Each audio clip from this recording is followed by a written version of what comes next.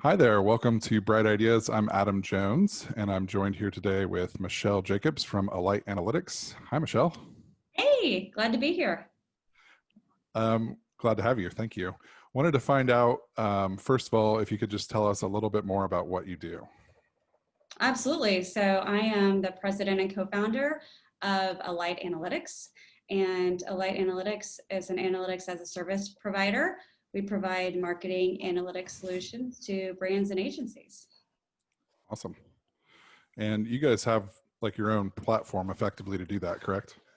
We do. We're very unique where we are a little bit of software and a little bit of consulting. We sit right in the sweet spot. So we have a platform that automates all of the data work called Channel Mix, and that platform is awesome at bringing in data from any source you have. It gets it all in denormalized and in a great place where you can easily do analysis. And then we have a whole team of expert consultants that really take all of the heavy lifting off of our clients' plate.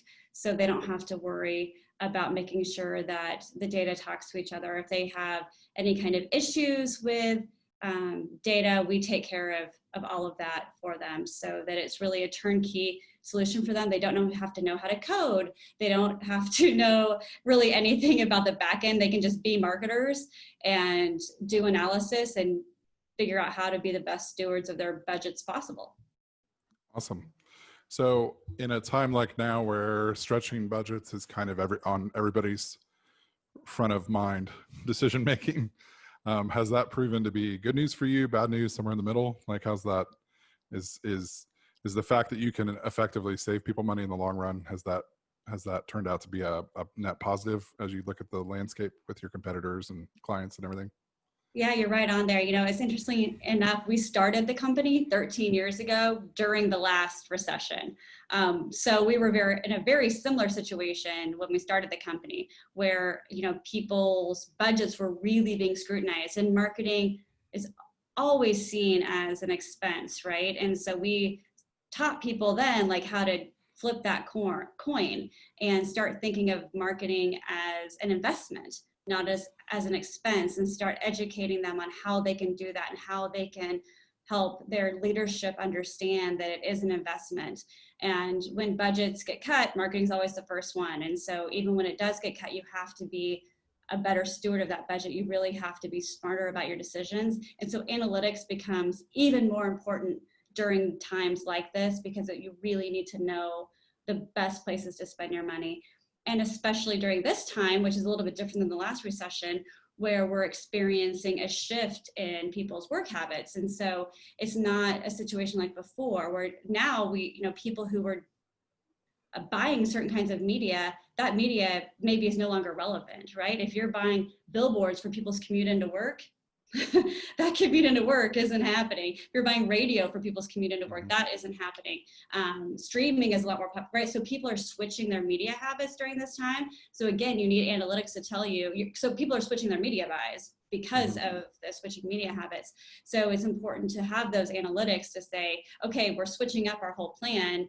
Are the new things we're trying working? Oh, wow, this one new thing we're trying is really great. Like, let's do more of that. So it's great, even though, you know, people's overall budgets have shrunk and we're kind of pulled back and just stopped doing everything there for a while.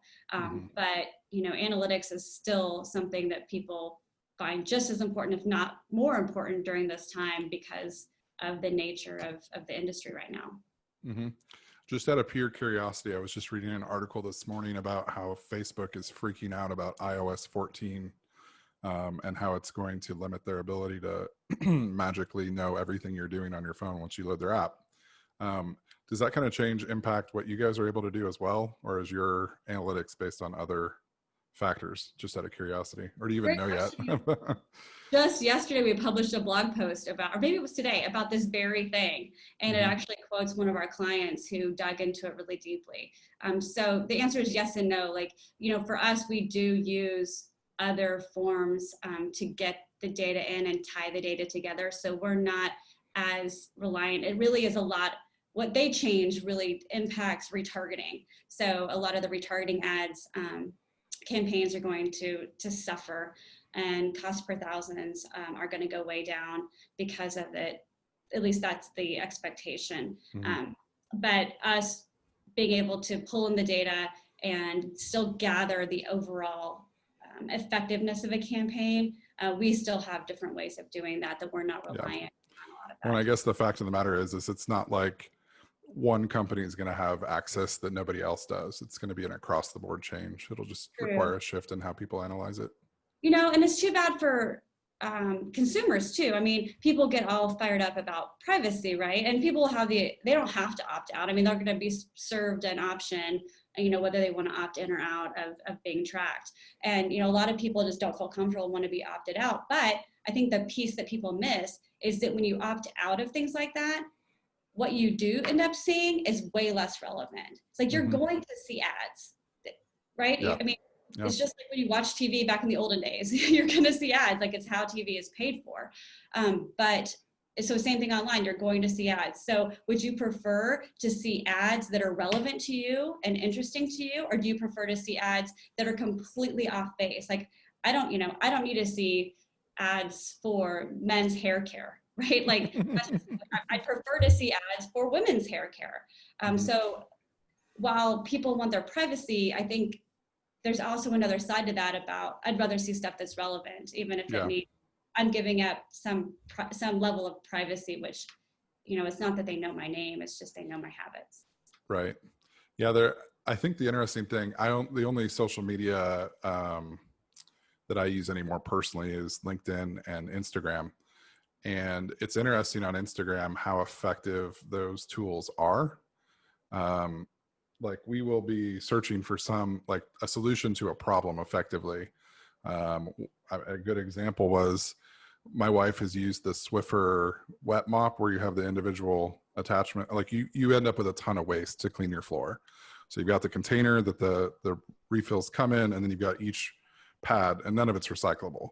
Right. So now that we're in a larger house than we've been in the past, I mean, we're using a ton of that. And I was like, there has to be another solution. And it's funny because out of the blue, all of a sudden on Instagram, there's this unique mop from a company called Oshang that lets you kind of mop in a way that kind of mimics the experience of a Swiffer wet mop. So, and I bought it and it's awesome. And so it's funny how that works. I think the other thing about Instagram that's been interesting during the coronavirus, speaking of which, if you hear a lot of like mouth noises and like one of my dogs is playing with her ball here, so you can't interrupt her. It's too important to her.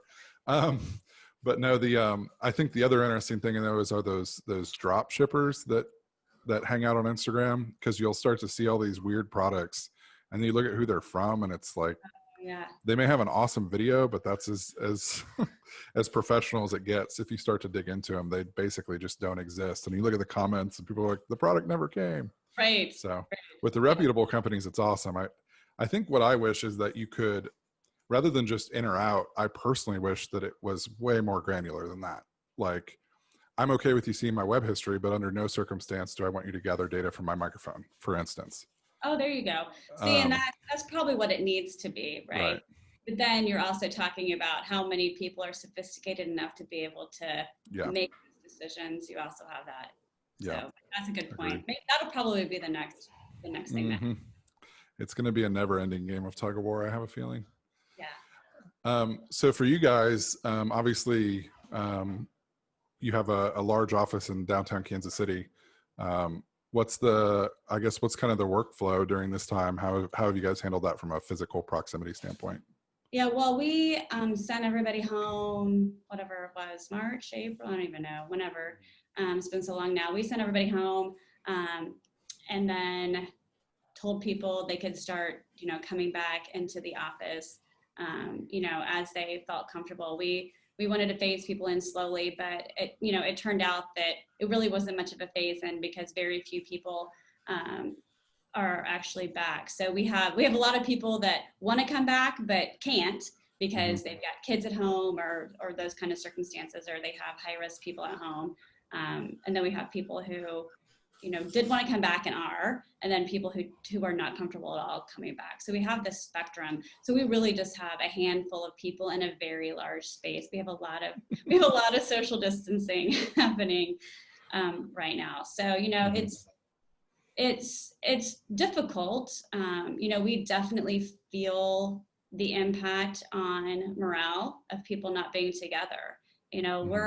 This isn't just a place where people come to work. Like, people consider and have best friends here at work. They vacation together, they hang out after work together. And so for them not all being able to be together physically on a daily basis, has taken its toll. And I think that it's difficult. And everybody knows that communication over virtual channels, it's easy to misread intentions. And everybody's stressed out just because of everything that's happening in the world. Yeah. And then you have work on top of it, and you're home with your kids and your dog and everything else. And so it's tough, but we're doing what we can to make people as comfortable as possible. We have an upcoming, team building that we're going to do. People can either come in person outside and social distance, or they can stay at home and participate virtually, and we'll all paint and do a Myers-Briggs exercise. So we're trying to get, we do a happy hour every Tuesday or every Wednesday as well. But I think it's important for us to still try to find ways to take time to be as much of a team as we can. But it's definitely one of the first week I did of this was with a gentleman from Helix Architecture, and I noticed this week they did a something I thought was pretty cool. It makes more sense for a larger staff than what we have at Firefly, but they basically divided their team up into like 4 or 5 groups of 5 people, and they all met at a Kansas City park, socially distanced, and had lunch catered for each of the groups. But the pictures of that looked fun. I think that's one of the areas where I feel lucky at Firefly. I think our size honestly helps with this more than anything. We had kind of moved a lot of our communication into Slack years ago. And so we were, even before this, and of course I moved to California a year and a half ago. So my physical proximity got cut a while ago. But it has been interesting how, in our particular case, it's not perfect. We'd all rather be in person together, at least some of the time. But it has definitely, Slack specifically has kind of bridged that gap more than I would have guessed it would for us.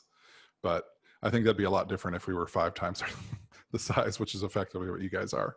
Yeah, we've been using Slack for a long, long time as well. But even on Slack, I feel like there's not as much fun happening as when people were in the office together. Slack is just more serious now too. It's just overall the fun component has gone down, which fun is one of our guiding principles. So that makes it even more difficult for us to kind of live up to our promise. Yeah, that's interesting. I'll be interested to see kind of how that continues to work. One other idea I'm going to do at Firefly, but again, it helps with the time, with the size. I'm going to start personally having lunch once a week with somebody, and they'll Postmates or what they want, and I'll have what I want here, and we'll just have to try to coordinate the time as best we can. But any option to interact, I think is definitely helpful. That's a great idea. Yeah. So, are there things about working in this current model that have actually been, I think we've kind of covered what's not ideal. Are there things that you've discovered that actually work better in this model, or all in all, would you just rather be back in the office? I think like, is project deliverability up at all, or anything? Like, are people able to get more work done? Like or is it just kind of the same? Just there's a lot of downsides. Maybe. I mean, I think yes. I think people probably are getting more work done because there's a little bit less time commute. I mean, not that Kansas City has a gigantic commute. Right. You're probably talking 30, maybe 40 minutes if you really live far away from the office. I mean, so there's a little bit less commute time. People say there's less expense, but I think that's not true. I mean, because you're just move your expense around, right? Right. Yeah. I think by the time you outfit a home office, you've spent more probably. And it's just, but so I think, people can work more because obviously they're home more, but I'd rather have people be happier. Right. I agree. Work an hour less. And that's not the case for everybody. I mean, some people are perfectly content happy as clams working at home and can and probably will continue to do it. There's no question, but I think that's not everybody, right? So I mean, Right. overall, it affects. Some people are probably happier, but I think the majority are less happy. Yeah. And Yeah. so I'd rather have people happier and less productive Hmm. than more productive and stressed out and miserable. And I don't think Right. they're not stressed out and miserable because they're working from home necessarily. They're stressed out because of It's just like 6 things stacked up. Yeah. Yeah. right, everything. Yeah. Yeah. Um, so if someone's watching and is curious, like let's say, I had asked you in the past if you guys had products that would target a company our size, and at least a year or two ago, the answer was generally no. I assume that's still true. If someone's watching and is curious what a good client for you to send your way would be, what's kind of the answer to that, the elevator pitch answer? Yeah, for sure. Well, we actually have this analytics maturity curve that we take people on now. So while you might still be a bit too small, as long as people are spending, a decent amount in advertising and marketing, we do have kind of a curve that people can follow where they can start in at a basic level where they're just getting their data together and have some basic reports that tell you, how did my paid media do? How did my organic channels do, and just get some basic data and reporting together and up and running. And then, all the way up to our top level right now, which is level 4, which is all about, predictive analytics. And this is for people who are, obviously really, more advanced in their analytics and are looking to predict like how much money should I spend next quarter and where should I spend it? And we now have these dashboards that are really calculators, for lack of a better word, that can tell you every day they update and they can do predictive modeling for you and tell you where you should spend your money going forward. I mean, this stuff is kind of revolutionary. This isn't That's awesome. things that historically brands have had to spend 2 years and hundreds of thousands of dollars to get these kind of models built for them. And now we're able to do it in a templated dashboard. That's awesome. So So is anybody, that all just math, or is any of that AI or machine learning type stuff that does the predicting? it's mostly math. Yeah. That's what I figured. Yeah. So we have a team of very smart people who've written a lot of amazing code for that. Yeah, Awesome. they're super crazy smart. So really, I mean, it's really any marketers, whether you're at an agency or whether you're at a mid to large size brand, anyone who is really needing help or wants to get smarter with their analytics, they're a perfect fit for us. Awesome. Yeah, we were talking about this before I started recording. Firefly's just at a point now where we're going to actually market for the first time. So once we actually have the spending start, then I'll check back in with you to see if there's any applicability for us. Absolutely. But I definitely know looking at the offerings and stuff, it's so, I mean, you just take one platform and look at what they have for advertising options, and it's such a rabbit hole. So I can definitely appreciate how the analytics have to help. Yeah, it just gets really hard to know how to optimize your spend, right? Like when Mm-hmm. even with one channel, sometimes it can be difficult to know, like, is this working? Is it net? Is this contributing to leads? Do I even have my tracking set up right to know if I'm getting any leads? I mean, that's the thing. You can spend money all day long and optimize your buy, but if you don't have your tracking set up properly and you don't know if you're bringing in any leads or if that you're actually getting any revenue from those leads, what's the point of having the best buy out there if it's not delivering revenue? Yeah, And, that makes sense. it's not easy to tie your marketing spend to revenue. It's not just an oh yeah, everybody, unless you're an e-commerce company, then it's obviously quite a bit easier. Right. But for Yeah, people it's all like one us who are plane. not in the e-commerce business, if we're not selling stuff online, there's multiple hoops you have to jump through to get that data to talk to each other. So we spend a lot of time helping people get their tracking in order just to make sure that they have the data so you can then see how all of these channels performed. Awesome. Very interesting. I think that's most of what I wanted to discuss, unless you had any questions for me. No, this is great. Thank you so much. No problem. Thanks for your time.